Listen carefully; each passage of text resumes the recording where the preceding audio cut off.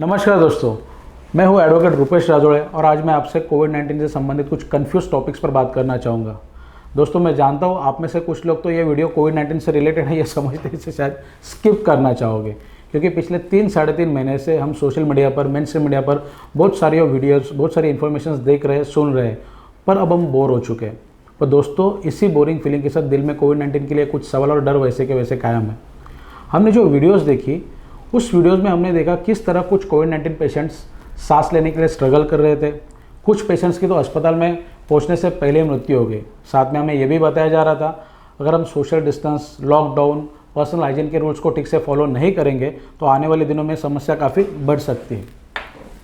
पर उसी वक्त कुछ ऐसे कूल वीडियोज़ भी आ रहे थे जिसमें ये क्लेम किया जा रहा था, नहीं ये कुछ खास बीमारी नहीं है, 80% लोग तो बिना किसी दवाई के ठीक हो जाएंगे, हमने तो कितने लोगों को ठीक कर दिया है, अगर आपकी इम्यूनिटी स्ट्रांग है तो फिर आपको चिंता करने की कोई ज़रूरत नहीं, वगैरह वगैरह।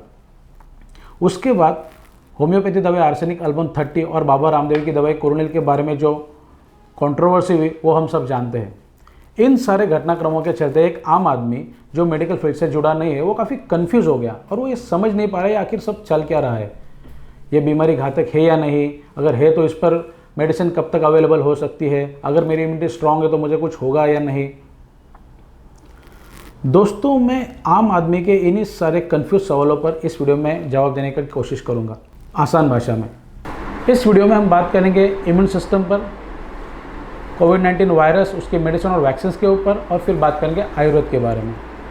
दोस्तों, इम्यून सिस्टम का टॉपिक तो मैं खास उन लोगों के लिए कवर कर रहा हूँ जो ये सोच कर चल रहे हैं कि मैं तो स्ट्रांग हूँ, जिम जाता हूँ, स्पोर्ट्समैन हूँ, मेरा स्टैमिना अच्छा है, मुझे कोई खास बीमारी नहीं है, तो मुझे क्या होगा। और वैसे भी न्यूज़ में, सोशल मीडिया में ये दिखा रहे कि कितने सारे दुबले पतले लोग, कितने सारे वयस्क लोग जो कोविड-19 पॉजिटिव हो चुके थे तो उनके इम्यून सिस्टम ने उन्हें ठीक कर दिया। अगर उनकी इम्यून सिस्टम उन्हें ठीक कर सकती है तो मेरी इम्यून सिस्टम भी मुझे ठीक कर देगी। अगर आप में से भी कुछ लोग इस तरह से सोच रख रहे हो तो आपकी सोच गलत है, घातक है। आइए समझते हैं कैसे। दोस्तों, जब भी हमारे शरीर में कोई बाहरी ऑब्जेक्ट, कोई वायरस या बैक्टीरिया आ जाता है तो इसका पता हमारे इम्यून सिस्टम को लगता है। हमारी इम्यून सिस्टम एक्टिव हो जाती है और उस बाहरी वायरस को या ऑब्जेक्ट को ख़त्म करने का प्रयास करती है। अगर आपकी इम्यून सिस्टम वीक है तो उस बाहरी ऑब्जेक्ट को ख़त्म नहीं कर पाती, आप बीमार हो जाते हो और आपको डॉक्टर के पास जाने की ज़रूरत पड़ती है। या फिर आपकी इम्यून सिस्टम इतनी स्ट्रांग है कि वो उस बाहरी ऑब्जेक्ट को ख़त्म कर देती है तो फिर आप ठीक हो जाते हो। आपके इम्यून सिस्टम का एक्टिव होना, बाहरी ऑब्जेक्ट को ख़त्म करना और फिर न्यूट्रल होना काफ़ी ज़रूरी होता है। जब भी हमारी इम्यून सिस्टम के सेल्स किसी बाहरी ऑब्जेक्ट से लड़ते हैं तब उनसे एक साइटोकिन नाम के प्रोटीन्स को रिलीज किया जाता है। ये साइटोकिन नामक प्रोटीन सेल्स टू सेल्स के बीच में एक मैसेंजर्स का काम करते हैं, जैसे बाहरी वायरस कैसा है, उसे ख़त्म करने के लिए क्या रणनीति होनी चाहिए, कुछ इस तरह से। पर दोस्तों, कभी कभी आपके इम्यून सिस्टम में कुछ डिसऑर्डर हो जाते हैं और आपकी इम्यून सिस्टम ओवर रिएक्ट करने लगती है।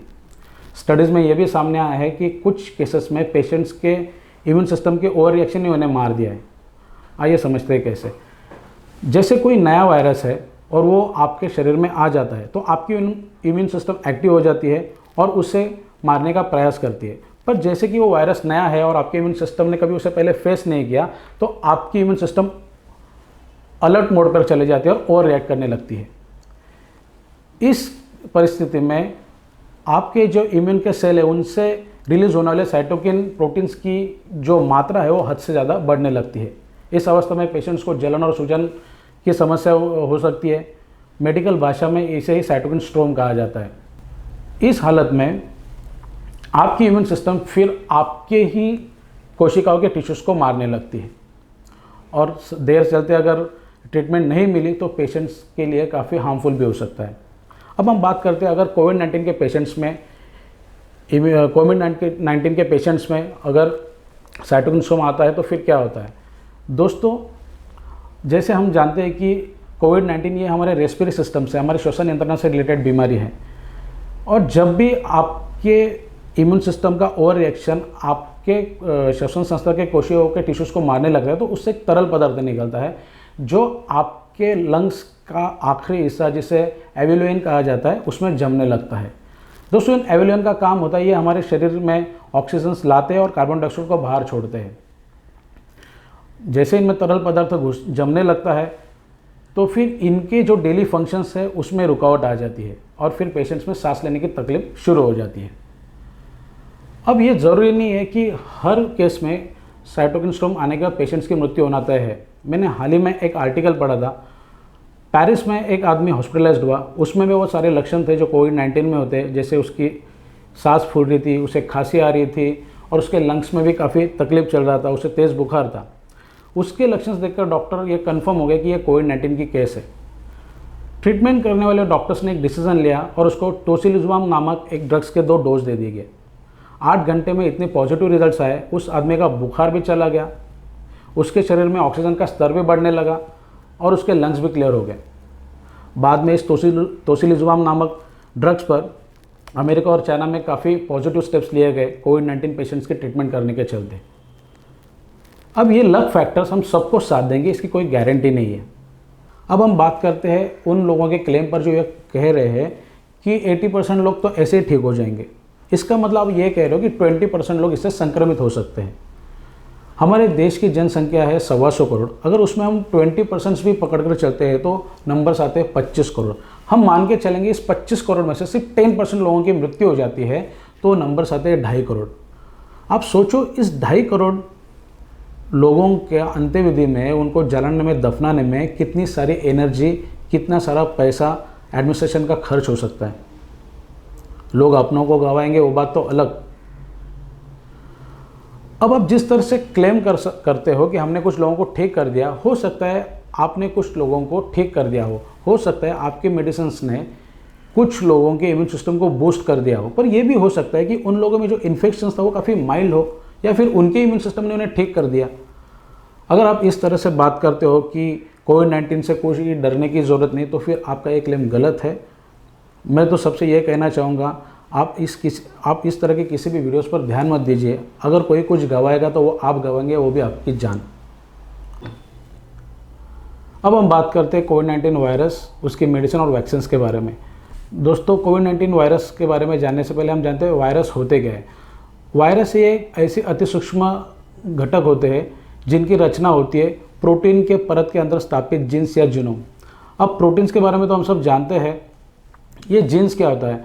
जैसे हम इंसान कोशिकाओं से बने होते हैं, हमारे कोशिकाओं के बीच में कुछ गुणसूत्र होते हैं जिन्हें अंग्रेजी में क्रोमोसोम कहा जाता है।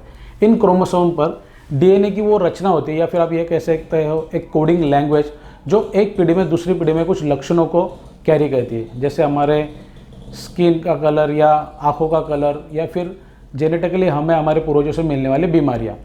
अब जब कोविड-19 वायरस के बारे में बात करेंगे तो इसका जो जीनोम है वो 4 तरह के प्रोटीन से कवर्ड है: spike protein, membrane protein, nucleopeptide protein और एनवेलप प्रोटीन। दोस्तों, जब भी हमारे शरीर में कोविड-19 वायरस आ जाता है तो कोविड-19 वायरस में मौजूद स्पाइक प्रोटीन बहुत बड़ी भूमिका निभाता है किसी भी इंसान को संक्रमित करने में। किसी इंसान के शरीर में जब कोविड-19 वायरस चला जाता है तो उसकी सांस लेने के प्रक्रिया के चलते वो उसके श्वसन संस्था के लोअर पार्ट में आ जाता है। यहाँ पर एक प्रोटीन की परत होती है जिस पर ACTO नामक प्रोटीन मिलता है। कोरोना वायरस के अंदर का जो स्पाइक प्रोटीन है उसके सरफेस की और इस ACTO प्रोटीन के सरफेस की कुछ रचना ऐसी होती है कि वो आपस में एक बाइंड्स बना लेते हैं। एक आम भाषा में अगर हम कहें ACTO प्रोटीन अगर ताला है तो स्पाइक प्रोटीन उसकी चाबी, और इस तरह से कोविड-19 वायरस आपके कोशिकाओं में चला जाता है और आपको संक्रमित कर देता है। अब हम बात करेंगे उन सारी दवाइयों के बारे में जो आजकल ब्रेकिंग न्यूज़ के टाइटल के अंदर हम देखते हैं, जैसे फेबिफ्लू, रेमडेसिविर, डेक्सामेथासोन वगैरह।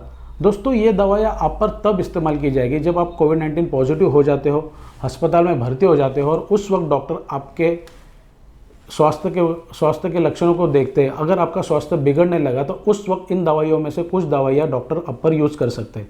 अब जब इन दवाइयों को अप्रूवल दिया गया तो पेशेंट्स के अलग अलग ग्रुप में इनका परीक्षण किया था। एक ग्रुप में जो रिजल्ट्स इन दवाइयों ने दिए, दूसरे ग्रुप में शायद वो इतने असरदार साबित नहीं हो पाए। अब हम बात करते हैं कोविड-19 वायरस के वैक्सीन के बारे में। दोस्तों, जब भी कोविड-19 वायरस के वैक्सीन के बारे में बात होती है तो 2 तरह की बात की जाती है। कुछ लोग कहते हैं यार इतने सारे साइंटिस्ट अगर काम कर रहे हैं तो डेफिनेटली जल्द से जल्द वैक्सीन आ जाएगी। तो कुछ लोग कहते हैं कि नहीं यार, अभी तक तो HIV पर वैक्सीन नहीं आ पाई, सालों से रिसर्च चल रही है। दोस्तों, ये दूसरा पक्ष जो लोग रख रहे हैं इसमें भी काफ़ी सच्चाई है, क्योंकि वैक्सीन बनाने में सालों साल लग जाते हैं। पर अगर आप देखेंगे कोविड-19 वायरस पॉजिटिव पेशेंट्स और HIV पॉजिटिव पेशेंट्स में फ़र्क है। आपने ये सुना रहेगा कि कितने सारे कोविड-19 पॉजिटिव पेशेंट्स बिना किसी ट्रीटमेंट के ठीक हो गए, पर हम लोग HIV पॉजिटिव पेशेंट्स में ये नहीं सुन पाते। अब हम बात करेंगे कि वैक्सीन्स के बारे में एग्जैक्टली क्या काम चल रहा है। अब जैसे कोई भी वैक्सीन्स बनाने की जो प्रोसीजर है, जैसे उसमें प्री क्लिनिकल ट्रायल्स होते हैं, फेज़ 1, फेज़ 2, फिर गवर्नमेंट अप्रूवल, इसके प्रोसीजर के बारे में आपने तो नेट्स पे वगैरह बहुत सुना रहेगा। पर कोविड-19 वैक्सीन्स के बारे में एग्जैक्टली क्या काम चल रहा है। तो कोविड-19 वायरस के वैक्सीन्स की खोज के लिए साइंटिस्ट हर उस राह पर काम कर रहे हैं जहाँ पर हमें सक्सेस मिल सके।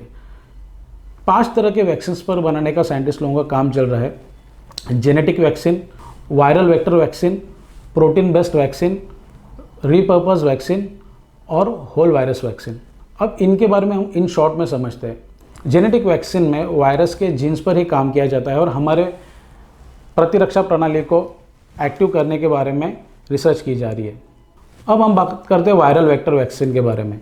दोस्तों, इसमें एक पूरा जिंदा वायरस जो इंसान के कोशिकाओं में छोड़ा जाता है, जिसके DNA पर कुछ एंटीजेंस होते हैं। इस प्रक्रिया द्वारा आपकी प्रतिकार क्षमता बढ़ने के और एक्टिव होने के बहुत ज़्यादा चांसेस होते हैं। अब बात करते हैं प्रोटीन बेस्ड वैक्सीन की। दोस्तों, इसमें वायरस के प्रोटीन के कुछ अंशों को शरीर में छोड़े जाकर आपके शरीर में प्रतिकारक शक्ति को बढ़ाने का काम किया जा रहा है। अब बात करते हैं होल वायरस वैक्सीन्स के बारे में। दोस्तों, इसमें वैक्सीन्स के ही कुछ निष्क्रिय या कमज़ोर घटक लिए जाते हैं और इस तरह से आपके इम्यून सिस्टम को एक्टिव करने के बारे में प्रयास किए जा रहे हैं। अब बात करते हैं रीपर्पस वैक्सीन की। रीपर्पस वैक्सीन में आज तक जितने भी वैक्सीन्स बने हुए अलग अलग वायरस के ऊपर, उसके बारे में ही खोज की जा रही है कि शायद वो वैक्सीन्स कोविड-19 पर भी असरदार साबित हो सकती है। दोस्तों, इन सारे हालात में तो हम एक ही कह सकते हैं कि जिस तरह सीता जी की खोज करने के लिए वानर सेना चारों दिशा में चली गई थी और हनुमान जी जिस दल में थे उस दल को कामयाबी मिली, हम भी यही चाहेंगे कि साइंटिस्ट के किसी न किसी टीम को जल्द से जल्द कामयाबी मिले। अब हम बात करेंगे आयुर्वेद पर। दोस्तों, आयुर्वेद के टॉपिक पर बात करने से पहले मैंने जानबूझकर 2 साइंस बेस्ड टॉपिक्स पर बात की, क्योंकि जब भी आप आयुर्वेद की बात करते हो तो कुछ लोग जो स्वयं घोषित बुद्धिजीवी होते हैं वो आपको एक अलग नज़रिया से देखते हैं। अच्छा, आप आयुर्वेद में बिलीव करते हो, मतलब आप पुराने सोच, मतलब आपके ख्याल काफ़ी पुराने हैं। तो दोस्तों, आज मैं आपको आयुर्वेद के बारे में कुछ बताऊंगा नहीं, बल्कि आयुर्वेद के बारे में आपको पढ़ने के लिए, कुछ सर्च करने के लिए मजबूर करूंगा। आज मैं आपको कुछ आयुर्वेद में इस्तेमाल किए जाने वाले कुछ दवाइयों के नाम बताऊँगा, जिनके बारे में आप नेट पर सर्च कीजिए, आपको खुद मालूम पड़ जाएगा कि इन दवाइयों में कितने सारे गुणधर्म हैं और आपके बीमारी के चलते आपको कितने सारी सपोर्ट्स कर सकती है। कुछ उदाहरण के तौर पे अगर मैं बताऊँ, आप जैसे गोरखमुंडी, अभ्रक भस्म, वंशलोचन, कपूर, बनाफसा, पिंपली, लवंग, भेड़ा, तुलसी, इनके बारे में सर्च कीजिए, आपको इनकी वैल्यूज़ के बारे में पता चल जाएगा। दोस्तों, इन दवाइयों का प्रयोग आप किसी भी एक्सपर्ट्स के सलाह के बिना नहीं कर सकते हो, क्योंकि इसमें कुछ दवाई है वो काफ़ी उग्र है। आपके शरीर के लक्षण कैसे हैं, आपके शरीर को इसमें से कौन सी दवाइयों की ज़रूरत है, ये आप किसी एक्सपर्ट्स के जानकारी के बिना करोगे तो ये आपके लिए सही नहीं होगा। आयुर्वेद के प्रोडक्ट्स के बारे में अगर आप कभी भी बात करोगे तो ये देखिए कि जो औषधि का नाम आपको बताया जा रहा है उसकी वो कितनी प्योर है, उसमें कुछ मिलावट है। अगर इस तरह के कुछ प्रोडक्ट्स के वजह से आयुर्वेद का नाम खराब भी होता है। दोस्तों, मैं तो आशा करूंगा कि इस कोविड-19 के बीमारी में चलते आप स्वस्थ रहे, और ये भी सही है कि कोविड-19 वायरस में 80% लोग ठीक हो सकते हैं, पर ये कौन तय करेगा कि आप 80% में हो या 20% में हो। इसलिए दोस्तों, उम्मीद करते हैं कि नए साल में हमें एक नई वैक्सीन मिलेगी और कोविड-19 जैसे बीमारी पर हम इंसान एक विजय प्राप्त कर सकते हैं। नमस्कार।